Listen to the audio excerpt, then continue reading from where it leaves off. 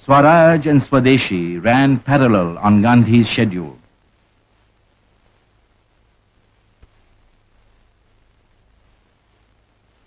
On July 31st, he inaugurated the campaign for the boycott of foreign cloth by kindling an immense bonfire in Bombay, not out of racial hatred, but as a sign of India's determination to break with the past. To Gandhi, the outward fire was a symbol of the inner fire, which would burn up all weaknesses of the head and the heart. In burning my foreign clothes, I burn my shame, said he. It would be wrong to give this material to the poor, for the poor too have a sense of honor. The bonfire spread all over the land. Gandhi went from village to village and from town to town. Here in Madurai, he decided to discard his cap and vest, realizing that the millions were too poor to replace the discarded foreign clothes. On the morning of September 21st, his head was shaved and he wrapped a piece of khadar around his loins. Thus he resolutely took to the loincloth. Great events seemed imminent. Gandhi declared, "It is contrary to national dignity for any Indian to serve under a government which has brought about India's economic, moral, and political degradation." Non-cooperation clashed with poet Tagore's way of thinking. Steering his bark against the current, he addressed the nation. Though the Mahatma is the master of truth and love, it is possible that real freedom of the soul may be crushed in the name of outward liberty. In Gandhi's command of spin and weave, he did not see the gospel of a new creative age. For him, the awakening of India was bound up with the awakening of the world. The warning of the great sentinel evoked a firm rejoinder from Gandhi. When all about me are dying for want of food, the only occupation permissible to me is to feed the hungry, and hunger is drawing them to the spinning wheel. Our non-cooperation is with the material civilization and the exploitation of the weak. I want the culture of all lands to be blown about my house as freely as possible, but I refuse to be blown off my feet by any of them.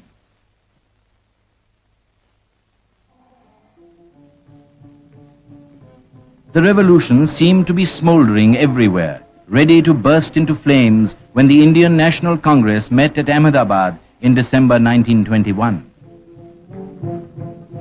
The Congress again proclaimed its faith in civil disobedience as a weapon equally effective and more human than armed rebellion, and delegated its powers to Gandhi as its sole executive authority. Gandhi informed the Viceroy that Bardoli Taluka in Gujarat was to be the first unit of non-violent mass revolt. But on February 5, 1922, on the outbreak of violence at Chauri Chaura in the district of Gorakhpur, taking the sins of the people upon himself, Gandhi made a confession. God spoke clearly through Chauri Chaura. Mob violence, even in answer to grave provocation, is a bad augury. He suspended the intended mass civil disobedience in Bardoli and imposed on himself a 5-day fast as a penance.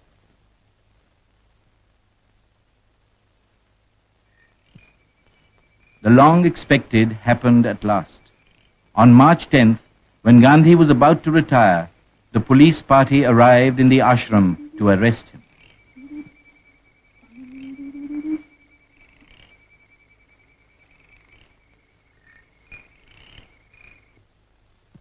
Feeling happy and gratified at his arrest, he equipped himself with his barest necessities. The ashram inmates joined in his last prayer and bowed to him. Blessing them, Gandhi took their leave.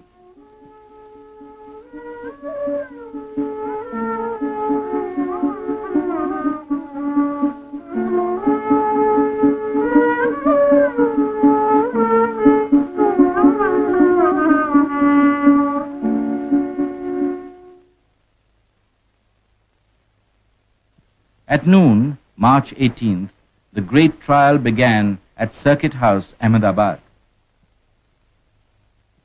When a frail, serene, indomitable figure entered, the entire court rose in an act of spontaneous homage. Gandhi was indicted on 3 seditious articles published in Young India. The first 2 contained the declaration of fight to the finish and preached disaffection towards the government. In the third, challenging the power-intoxicated British Empire surviving on the exploitation of the weaker races, Gandhi had argued, how can there be any compromise whilst the British lion continues to shake his gory claws in our face? Accused Mohandas Karamchand Gandhi, aged 53, describing himself as a farmer and weaver by profession, spoke in his own defense and pleaded guilty to the charge. I hold it to be a virtue to be disaffected towards a government which in its totality has done more harm to India than any other system. I do not ask for mercy. I am to invite and cheerfully submit to the highest penalty that can be inflicted upon me for what in law is a deliberate crime and what appears to me to be the highest duty of the citizen. The most epic event of modern times ended quickly. Gandhi was sentenced to 6 years' simple imprisonment.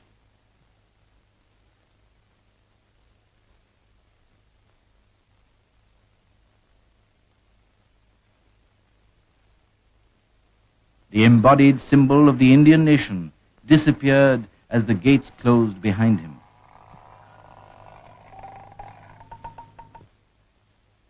Peace, nonviolence, self-suffering was the message which vibrated from the prison walls. This was the prison meant for Gandhi's long rest. Gandhi saw that the prison system was almost devoid of humanity. He was kept in solitary confinement.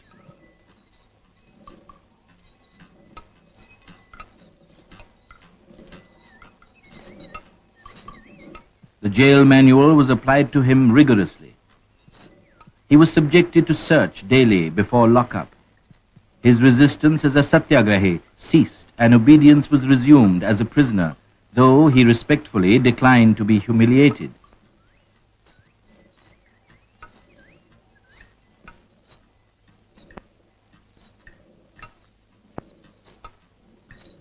Gandhi mapped out a program of studies to finish which 6 years were not enough.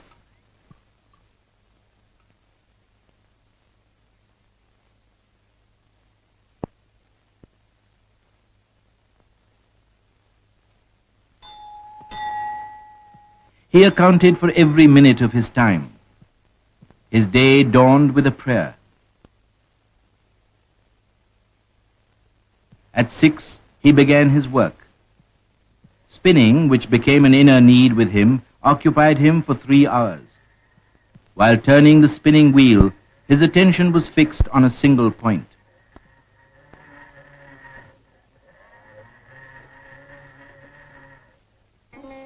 Believing that every spinner should learn to card, he engaged himself in carding for an hour.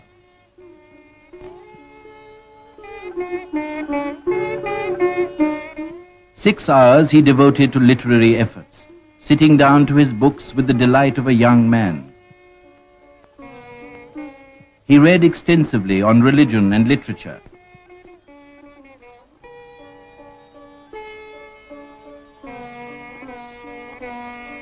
He studied over again the Hindu scriptures and works on Islam, Christianity, and Buddhism. He also read on social and natural sciences.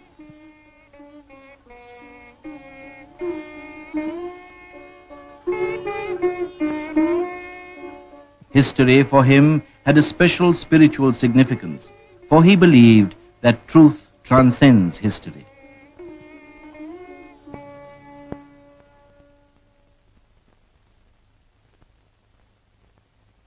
In prison, Gandhi was as happy as a bird.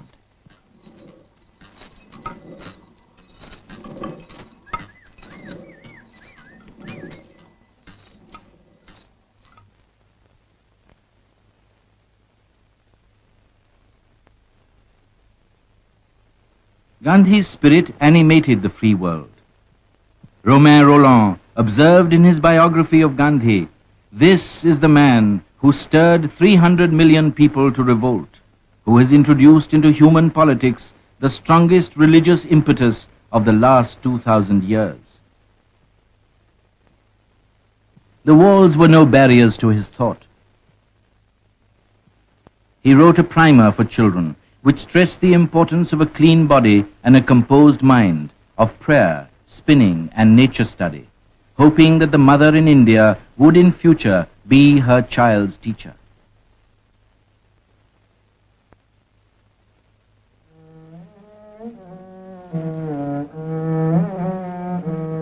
"22 months of the prison life had an adverse effect on Gandhi's health. On the night of January 12, 1924, amidst a violent thunderstorm, state prisoner Gandhi was operated upon in the Sassoon Hospital, Pune.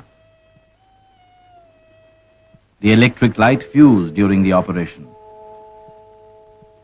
The appendectomy had to be finished by the light of a hurricane lamp.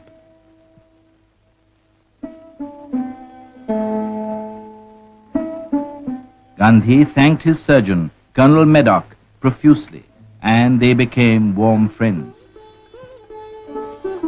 The prisoner under guard began picking up unexpectedly fast. On February 4th, the government remitted the unexpired portion of Gandhi's sentence and released him unconditionally. His reaction was, "My release has brought me no relief."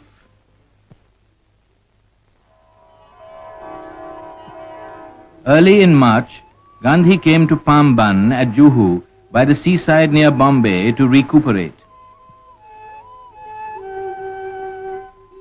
He enjoyed the beauty of the landscape and recovered slowly.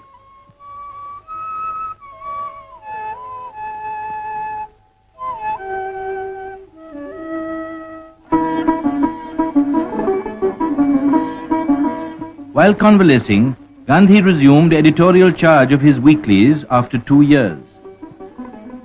"I had hoped for release by an act of a Swaraj parliament," he wrote, "but that was not to be. We have yet to attain freedom. I have no new program. My faith in the old is just as bright as ever." It soon became obvious to Gandhi that the only question before the country was that of Hindu-Muslim unity, which was both necessary and natural. The triumph of communalism over national interest weighed heavily on his body and mind.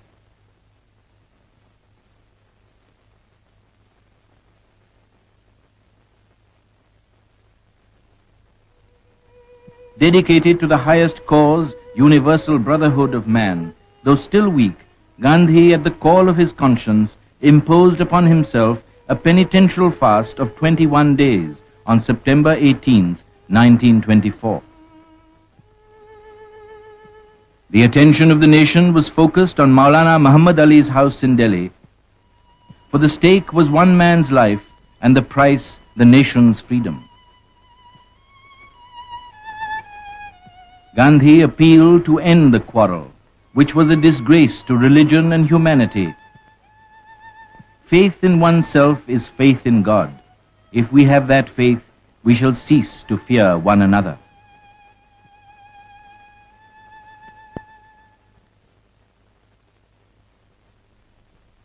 The 39th session of the Indian National Congress was held at Belgaum on December 26, 1924, with Gandhi as the president. He induced the Congress to accept the spinning franchise, making labor in the form of a contribution of self-spun yarn as an alternative to 4-anna membership.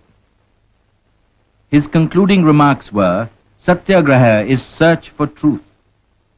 Like Swaraj, it is our birthright." Throughout 1925, Gandhi traveled ceaselessly to be morally prepared for future political opportunities. Fiery and passionate words flowed from him. "Our ability to reach unity in diversity will be beauty and the test of our civilization. My Swaraj takes note of the weakest of the weak. It will come not by the acquisition of authority by a few, but by the acquisition by all of the capacity to resist authority when it is abused. Gandhi regarded untouchability as a fiendish sin. Anything that is prejudicial to the welfare of the nation is untouchable, but no human being can be so.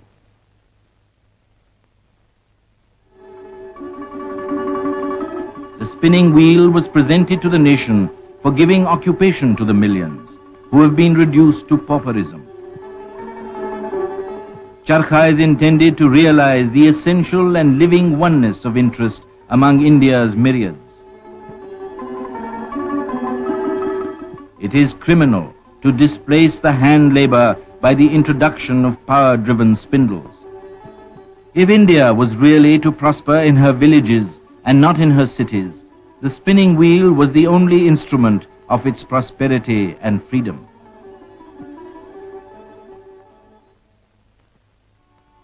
At the news of the sudden death of Deshbandhu Chittaranjan Das, Gandhi almost broke down.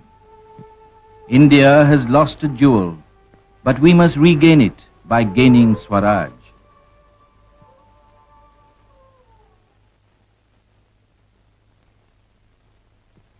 On the expiry of his presidential term, Gandhi took a vow of a year's political silence and immobility, for he believed that silence was the language of cosmic adoration.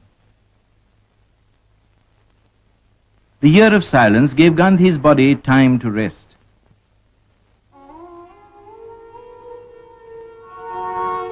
He devoted more time to the inmates of his ashram and kept in touch with the people through his journals, trying to awaken and strengthen the nation from within by advocating social reforms.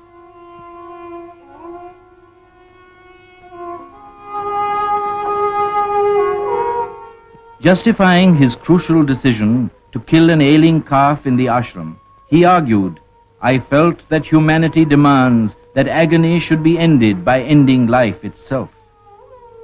After a calm and clear judgment, to kill or cause pain to a living being from a pure, selfless intent may be the purest form of ahimsa.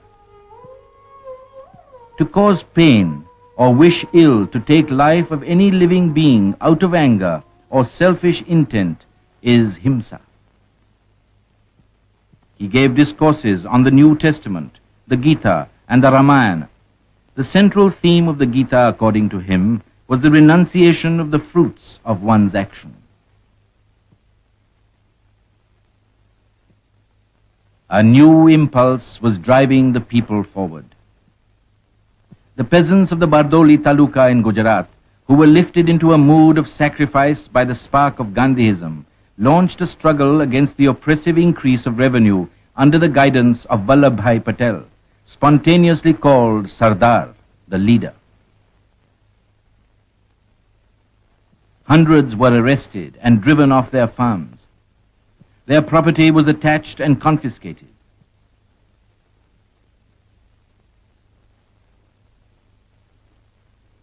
Gandhi gave consolation. Those who have stout hearts and hands need never fear loss of belongings. They will have lost their possessions but kept their honor. People driven by the nationalist spirit that was awakened in the country greeted the Simon Commission with black flags and angry shouts of "Go back." The Commission was touring India in connection with constitutional reforms. The repressive measures of the government failed to frighten the people. In an anti-Simon demonstration in Punjab, the veteran leader Lala Lajpat Rai was struck on the chest. He died soon afterwards. Gandhi's tribute was, "Men like Lalaji cannot die so long as the sun shines in the Indian sky."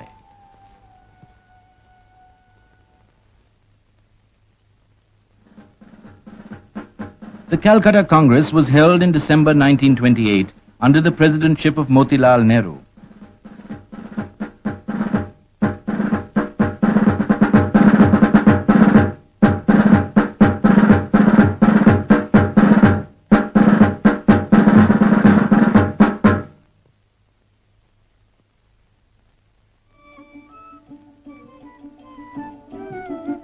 a revolutionary spirit was aroused in the youth of the country. A controversy raged around dominion status and independence.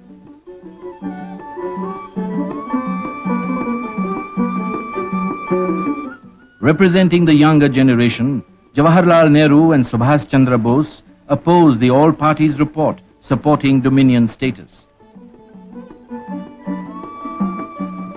Effecting a compromise, Gandhi moved a resolution that gave a year's grace to the government for granting dominion status and warned, in the event of its non-acceptance by December 31st, 1929, the Congress will declare complete independence as its goal. Political tension was mounting. A rude awakening came on April 8th when Bhagat Singh and Batukeshwar Dutt dropped 2 bombs in the Central Assembly as a protest on behalf of those who had no other means left to give expression to their heart-rending agony. Deploring the incident, Gandhi appealed to the people to pursue non-violence with redoubled vigor.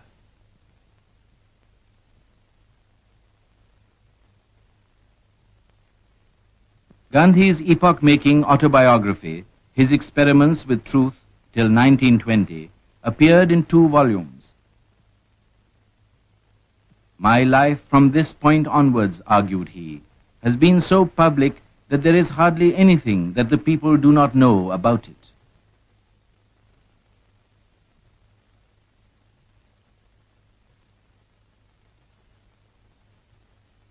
Gandhi hailed the young president-elect of the Congress. Jawaharlal is pure as the crystal. He is truthful beyond suspicion. He has, by his bravery, determination, application, integrity and grit, captivated the imagination of the youth of the land. The nation is safe in his hands. The year of grace was coming to an end. The 45th session of the Indian National Congress met on the banks of the Ravi on the outskirts of Lahore. Motilal Nehru handed over charge of the Congress presidentship to Jawaharlal. Son followed father, and declared himself a socialist and a republican. Independence for him meant complete freedom from British domination and British imperialism. The overflowing enthusiasm was for a symbol and an ideal. The atmosphere was surcharged with the gravity of the occasion. At the stroke of midnight on December 31st, 1929, as the old year yielded place to the new, Gandhi's historic resolution on independence and the action to be taken was passed.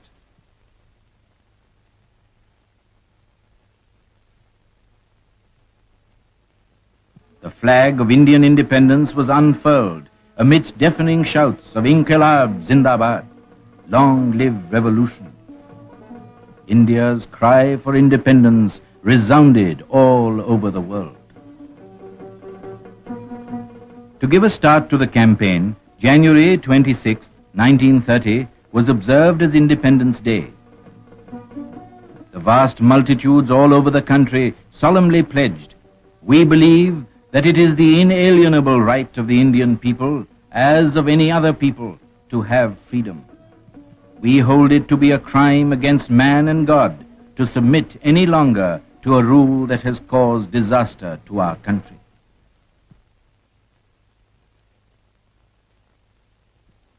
The celebration gave the necessary impetus to Gandhi, convincing him that the time was ripe for action. He published an 11-point manifesto stressing that total prohibition, reduction of the land revenue and the military expenditure, and the abolition of the salt tax were the vital needs of the people. Next to air and water, salt is perhaps the greatest necessity of life, wrote Gandhi. In a letter to the Viceroy, he announced his intention, "If my letter makes no appeal to your heart, on the 11th day of this month, I shall proceed to disregard the provisions of the salt law. As the independence movement is essentially for the poorest in the land, the beginning will be made with this evil. On receiving a no from the Viceroy, Gandhi exclaimed, "On bended knees I asked for bread, and I received stone instead."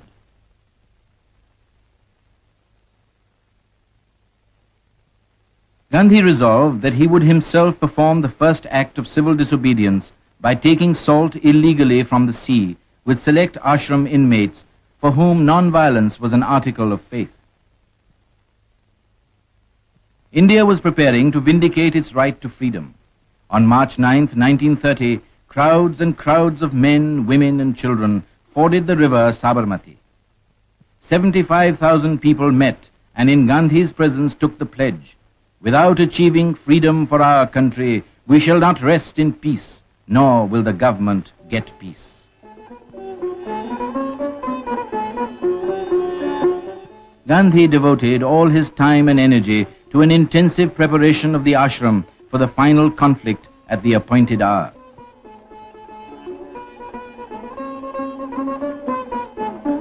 Everyone was on the tiptoe of expectation.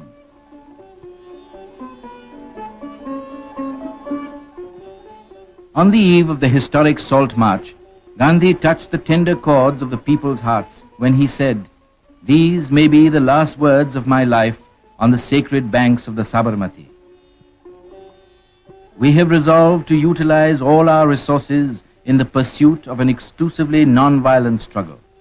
Women can stand shoulder to shoulder with men in this movement." Hoping that the stream of civil resistors would flow unbroken, he gave instruction, "After I have broken the law wherever possible, civil disobedience of salt laws should be started by manufacturing, purchasing, and selling contraband salt. May God keep off all obstacles from the path in the struggle that begins tomorrow."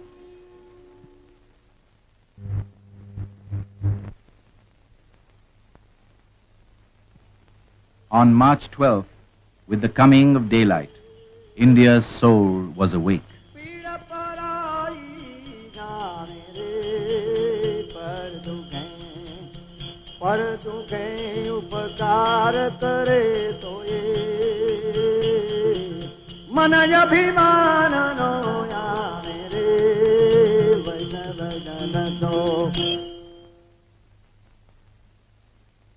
More and more eager and throbbing crowds collected. Prayers having been sung, the pilgrim was ready to make the great beginning of the great movement. The long-awaited hour arrived, and he was there.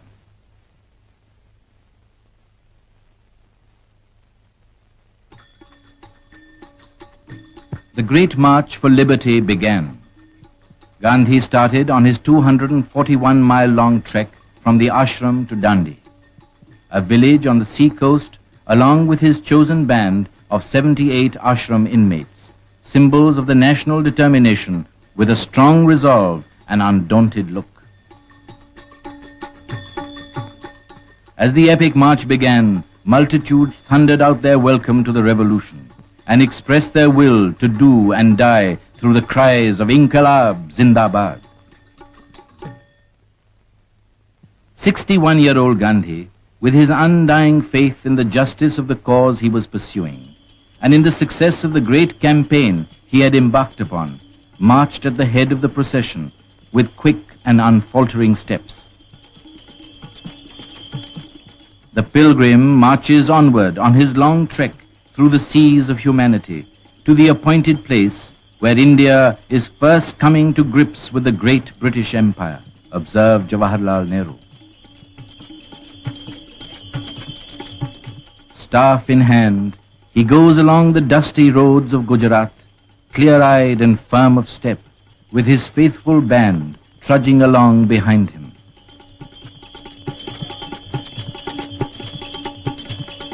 Many a journey he has undertaken in the past, many a weary road traversed, but longer than any that have gone before is this last journey of his, and many are the obstacles in his way.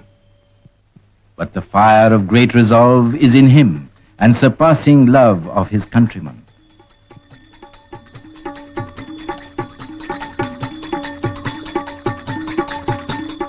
None that passes him can escape the spell, and men of common clay feel the spark of life. It is a long journey, for the goal is the independence of India and the ending of the exploitation of her millions.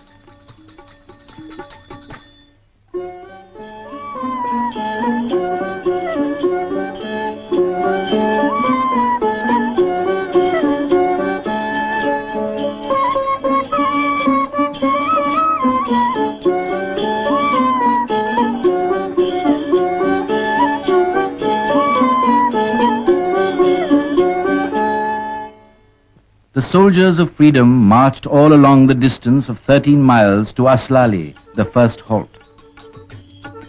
The villagers gave a ceremonial reception to the Satyagrahis on the outskirts of the village.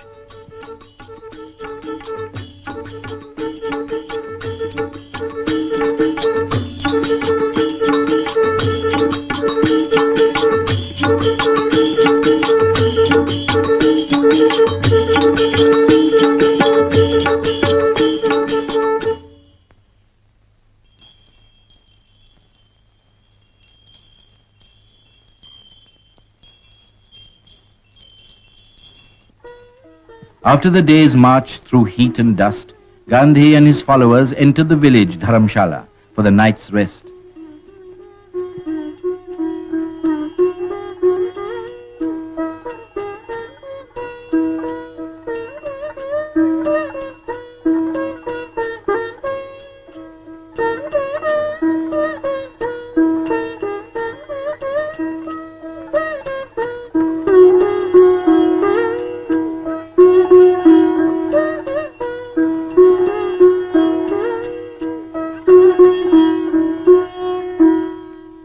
In the evening, the prayer meeting was held in the village.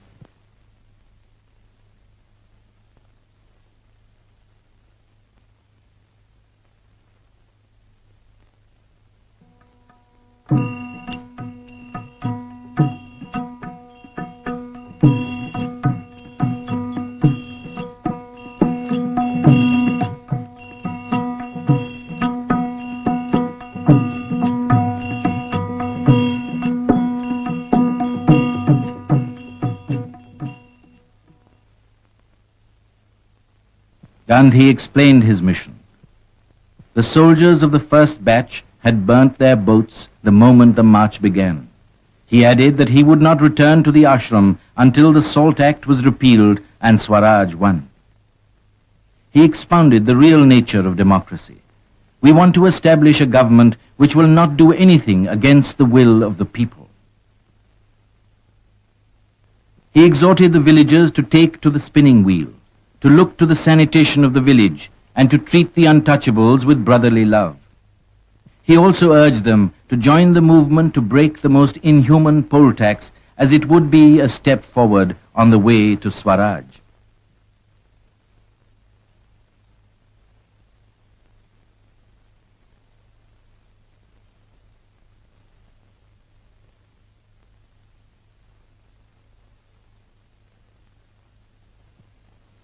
Next morning, the people of Aslali saw Gandhi stride away with his pilgrim band to the next stage in the journey to the sea.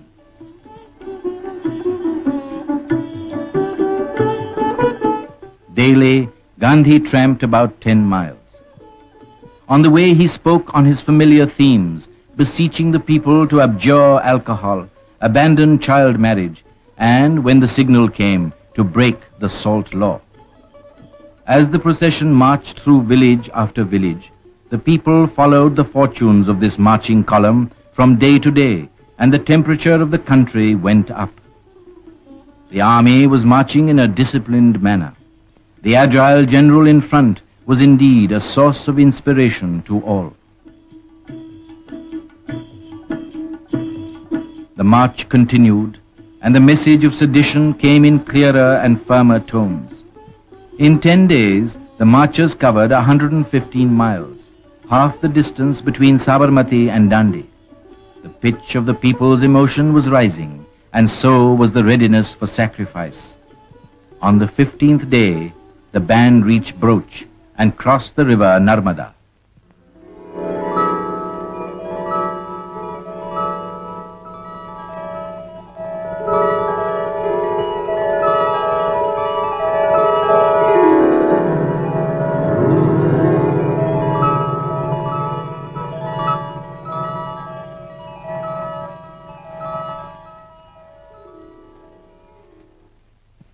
April came.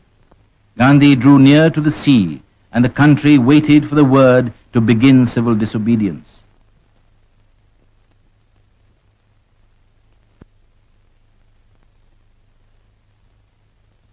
Gandhi conducted his daily prayer meetings and spoke at all the halting places.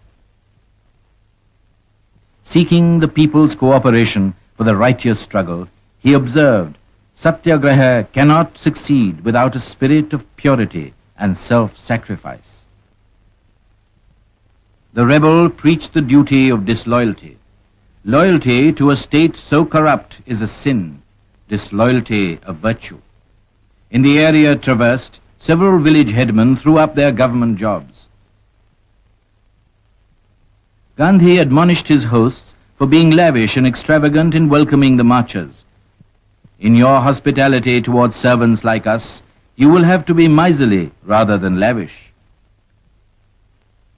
He was confident of enlisting the cooperation of the people. It was his feeling that women would contribute more to the struggle for Swaraj than men. Gandhi voiced his firm determination to win Swaraj. Either I shall return with what I want, or my dead body will float in the ocean.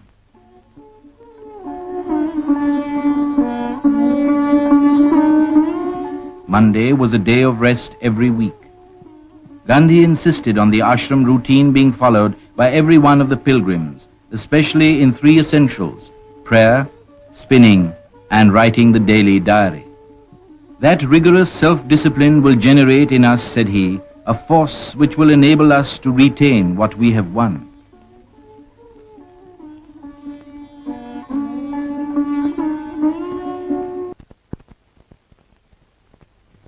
Truth was once again on the march. Never was the wave of patriotism so powerful in the hearts of Indians as it was on this great occasion. The eyes of the world were focused on Gandhi and on Dandi, a small village on the seashore in Gujarat, which was preparing to receive streams of men and women.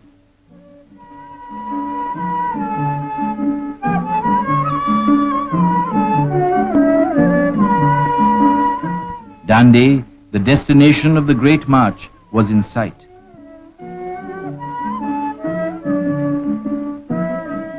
After a 241-mile-long trek, lasting for 24 days, the pilgrims reached the promised land on the morning of April 5th.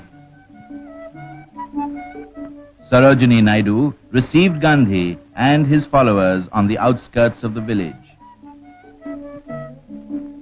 On reaching Dandi, Gandhi felt greatly relieved. God be thanked for what may be termed the happy ending of the first stage in this, for me at least, the final struggle for freedom. Gandhi arrived at his seaside resort for rest.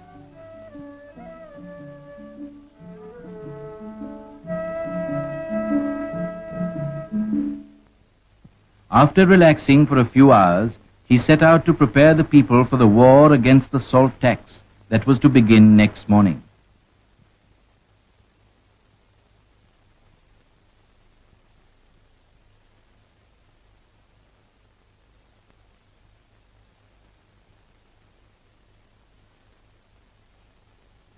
Addressing the eager crowds gathered under the banyan tree, Gandhi reaffirmed his decision to break the salt law. God willing, I expect with my companions to commence actual civil disobedience tomorrow morning. 6th April has been to us, since its culmination in the Jallianwala massacre, a day for penance and purification. I am positive that the greater the purification, the speedier will be the glorious end for which the millions of Indians, consciously or unconsciously, are striving. He issued a warning. Those who fear the government will leave. Only those who are prepared for jail going and for receiving bullets should accompany me tomorrow morning. May God always be with us.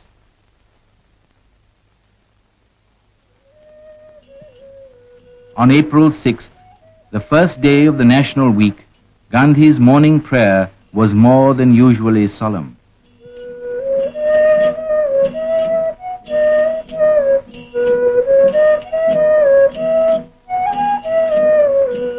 He gave final instructions for the struggle and nominated Abbas Tayyabji and after him Sarojini Naidu as his successors. Soon after, Gandhi with his Satyagrahis proceeded for a bath in the sea before launching the struggle amidst deafening cries of Mahatma Gandhi ki jai.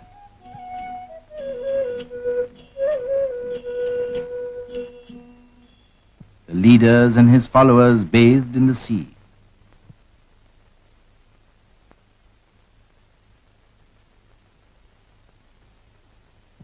After the dip into the sea, walking at a slow pace in solemnity, Gandhi picked up a lump of natural salt on the seashore, and the nefarious monopoly was broken. This was the signal for which the nation had been long waiting.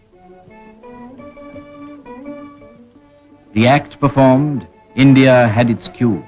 It seemed as though a spring had been suddenly released all over the country.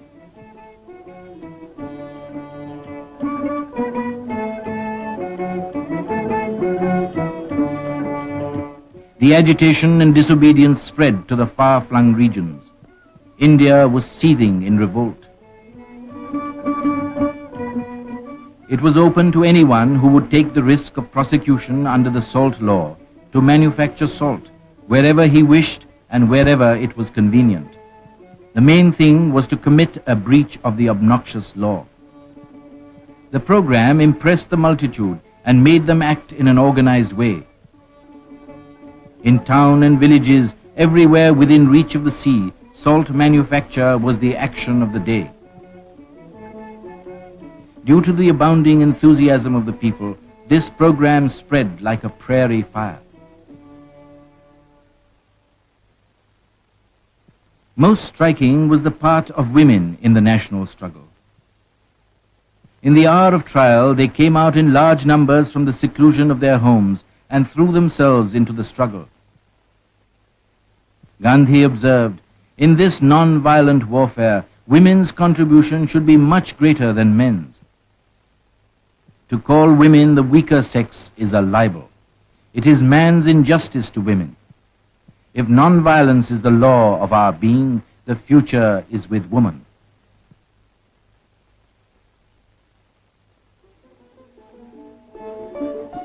Many curious expedients were adopted to produce salt.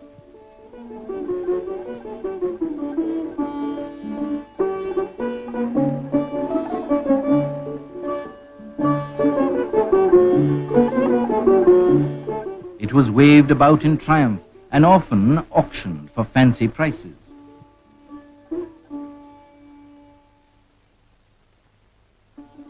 Nowhere had a law been more peacefully and yet more defiantly disobeyed.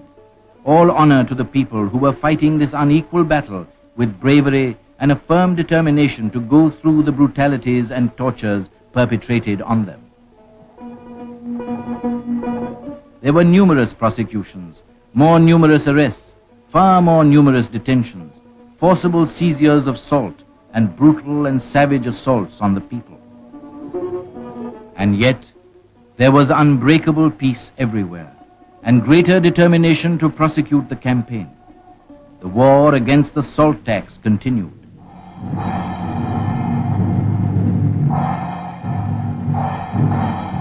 On the 13th of April ended the most glorious of all the national weeks since 1919. Leaders were being removed from the midst of the people. On the arrest of Jawaharlal Nehru, the Congress president, Gandhi observed, "It is an affront offered to the whole nation." The arch offender was kept free, and his activities continued unabated. Day after day, he went to the surrounding villages and delivered the message of disobedience. This Indian empire was conceived in immorality. Let us therefore pray and work for the destruction of this demonstrably immoral system with the national creed of non-violence. Sisters should picket liquor shops, opium dens, and foreign cloth shops, for who can make a more effective appeal to the heart than women? Foreign cloth undermines the economic foundations of the nation and throws millions out of employment. So, young and old in every home should play the takli and spin. Testing time seems to be coming faster than I had expected. We must accustom ourselves to standing unmoved in the face of cavalry or baton charges or bullets.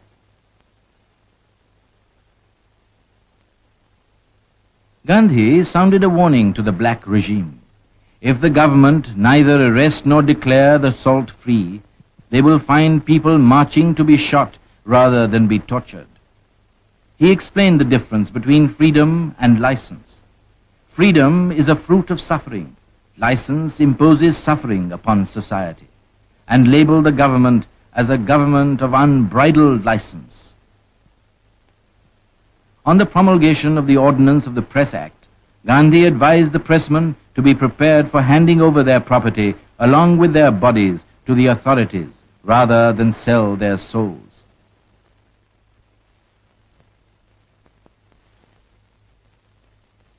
In a mango grove at Karadi, a village near Dandi, Gandhi set up his camp. He sensed that the time had come for greater acts of rebellion. In a draft letter to the Viceroy, he announced his intention to raid the Dharasana salt depot. It would be cowardly on my part not to invite you to disclose to the full the leonine paws of authority and to give the victims an opportunity for greater and greater suffering. Success is the certain result of suffering of the extremist character, voluntarily undergone.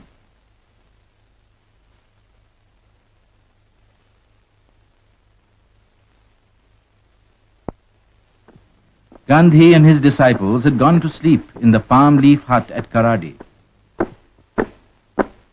At dead of night, on May 4th, a sudden tramping of feet was heard, disturbing the quiet repose of the camp. A party of armed constables entered Gandhi's shack to arrest him under Regulation 25 of 1827. His message to the nation was, India's self-respect is symbolized, as it were, in a handful of salt in the Satyagrahi's hand. Let the fist holding it, therefore, be broken, but let there be no voluntary surrender of the salt. I would like our people to make the highest sacrifice of gaining life by losing it. The state prisoner was taken to his old quarters in the Yeravada Central Jail and was detained without trial under the most arbitrary law.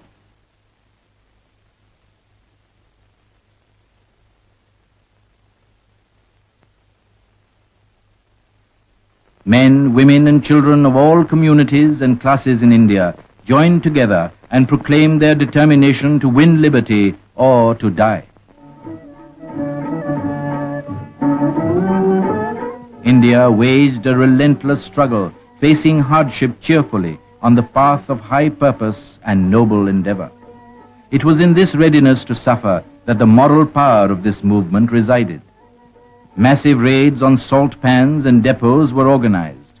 True soldiers of India, without care of fame or reward, labored unceasingly and peacefully. Civil disobedience everywhere was answered with firing and barbarous lathi charges. Those struck down fell sprawling. Government measures became more and more intense and brutal. The non-violent Satyagrahis showed marvelous endurance and discipline. Thousands courted imprisonment and suffered all manner of privations. Here was India being governed forcibly under an absolute dictatorship. The bureaucracy were for more and more ruthless measures. Every kind of civil liberty was suppressed. With various repressive ordinances following each other in quick succession, grew the opportunities of breaking them. Presses were seized and news bulletins appeared in cyclostyle to break the law of sedition.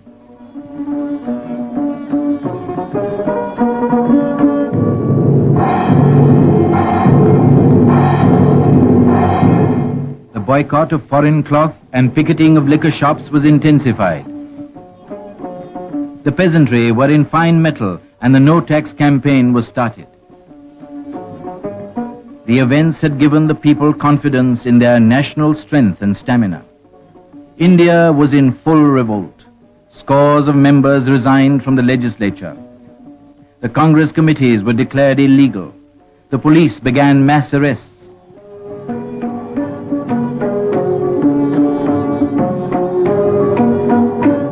The leadership of the campaign passed from one person to another in quick succession.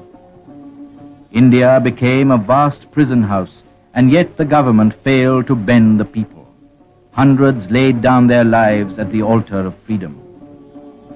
It was a grueling battle, and it went on for months.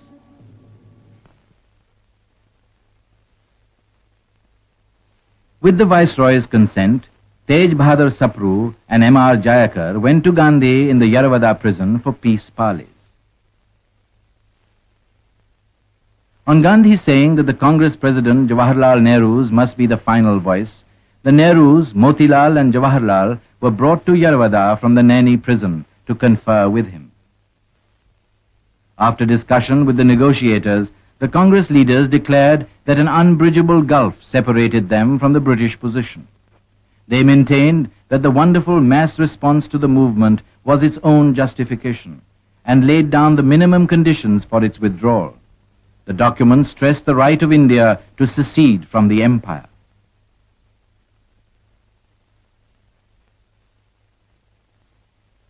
On his unconditional release on January 26, 1931, the anniversary of Independence Day, Gandhi remarked, "I am hankering after peace, if it can be had with honor," and hurried to Allahabad, the home of Motilal Nehru, who was mortally ill. Motilal Nehru passed away on February 6th. With mingled pride and grief, Gandhi paid his tribute. The pyre is being dedicated at the altar of the nation.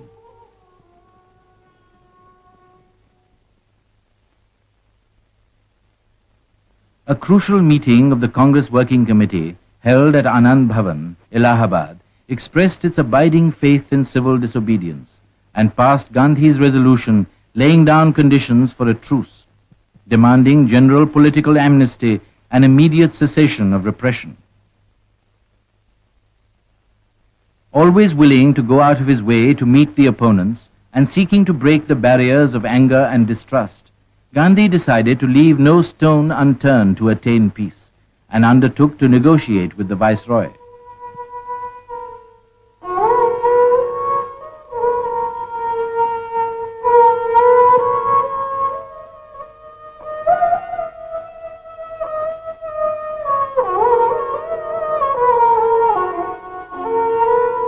He came to Delhi for an interview with Lord Irwin and stayed at Dr. Ansari's house.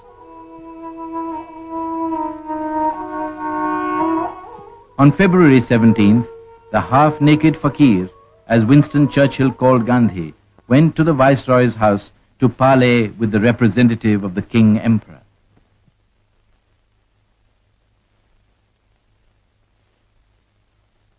As the talks progressed, Gandhi soon summoned the members of the Congress Working Committee for consultation.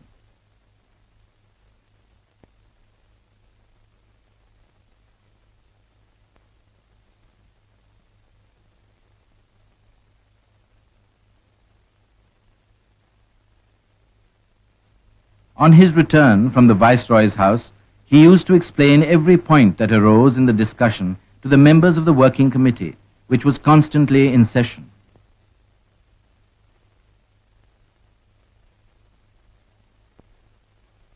Gandhi was fully occupied. He met many people and talked on different matters.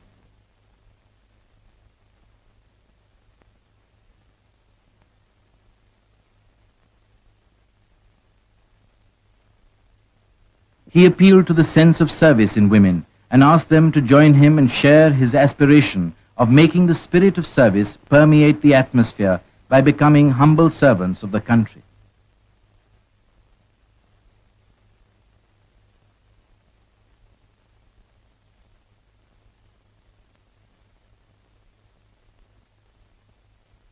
While the Gandhi-Irwin talks were suspended for a few days, Gandhi addressed a huge gathering in the Queen's Garden.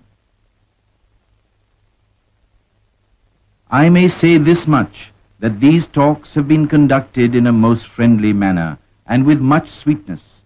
What will be the result, I cannot say. The result is in the hands of God. It is His will that will prevail. The people's duty is to continue to do what India expects of them.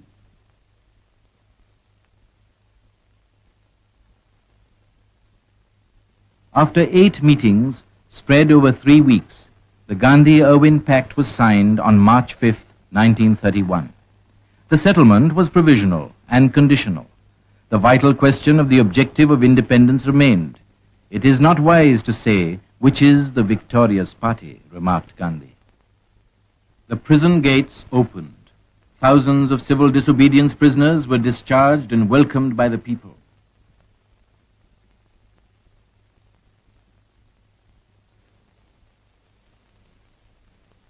On Gandhi's first entry into the city of Ahmedabad, after the historic march to Dandi 12 months ago, people were drawn to him as towards a magnet. They waited for hours on the river sands to hear one who was the quintessence of their conscious and subconscious will.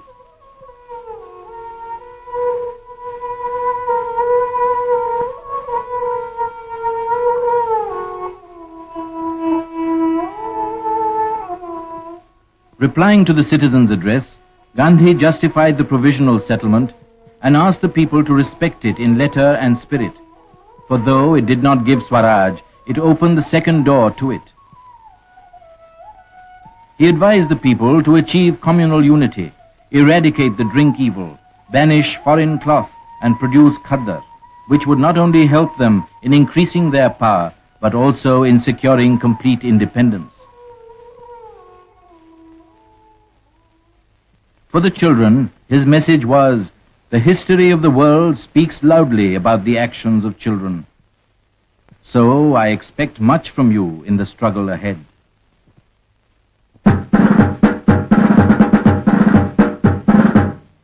At the volunteers' rally in Bombay, Jawaharlal Nehru, the Congress president, after paying a tribute to the brave comrades, reaffirmed, it is truce, not peace. The Congress stands by the independence resolution. Jawaharlal Nehru characterized Gandhi as the father and apostle of the Indian Revolution. The Congress president said, by the sheer force of his personality and intense patriotism, he has always commanded our obedience.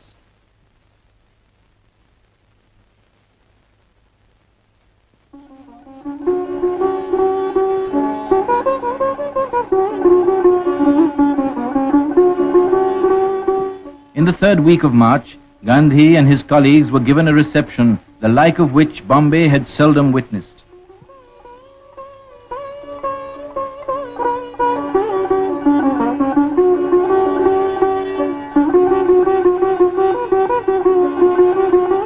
Jawaharlal Nehru exhorted the citizens to keep up the spirit of the independence pledge and assured them, our ideal is unchanged. Gandhi stressed the importance of compromise. A new age has now begun. For full 12 months, we have developed a war mentality. Now we have to sing a completely different tune. The Satyagrahi, while he is ready to fight, must be equally eager for peace. The essential condition of compromise is that there should be nothing humiliating and nothing panicky about it. He declared that he did not conceive of any Swaraj in which the workers and the peasants had no hand in the administration of the state.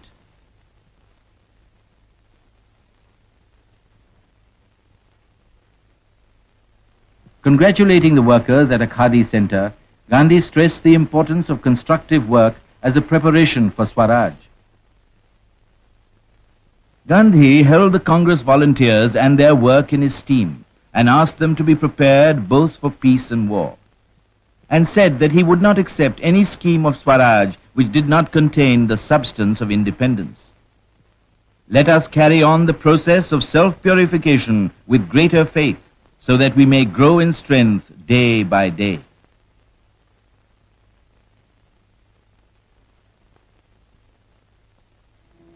Despite Gandhi's desperate pleading, Bhagat Singh, Rajguru and Sukhdev were executed on the eve of the Karachi Congress. Gandhi felt that the execution of the three patriots had increased the nation's power to win freedom. The Karachi Congress, convened under the shadow of Bhagat Singh's execution, truly represented the temper of the country at the moment. As Gandhi arrived, the demonstrators greeted him with black flags and shouts of "Down with Gandhiism" and "Long live Bhagat Singh." Gandhi received them sweetly and smilingly accepted the black flowers, and their indignation completely subsided.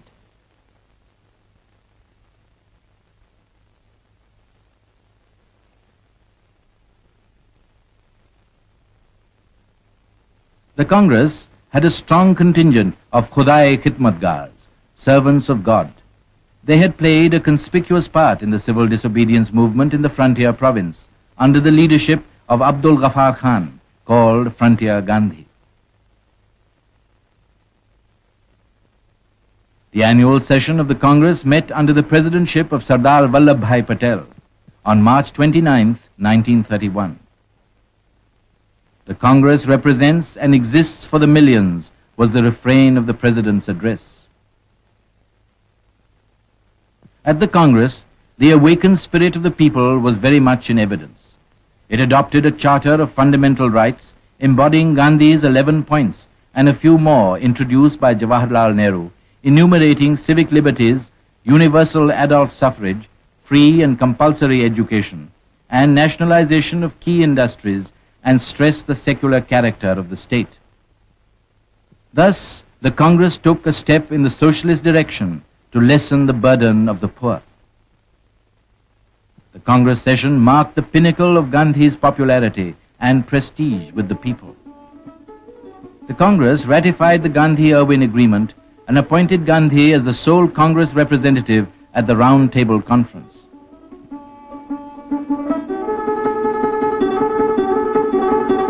Gandhi said that his death could not kill Gandhiism, which was the cult of nonviolence and love, and appealed to young men to come out and embrace his creed. Gandhi was confident that God's covenant, that those who tread on the straight and narrow path shall never come to grief, would inspire the people with faith and hope, and that the poor man's Swaraj would soon come through the chosen path of truth and nonviolence. Purn Swaraj is not a pious wish today. It is the incessant yearning of the soul of the nation. I aspire for Ramaraj, or government of peace and love. This is my only dream. The Karachi Congress gave Gandhi an unrestricted mandate and invested him with full authority to speak and act in the name of the country.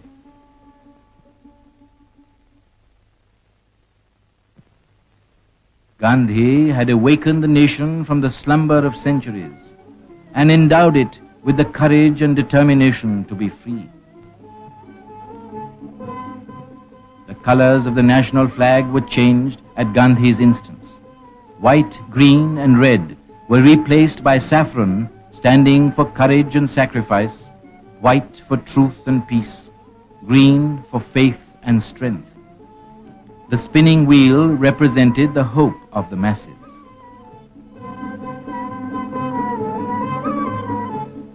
For Gandhi, True defense of the flag consisted in assimilating the qualities represented by the colors and in giving the spinning wheel a place in every home.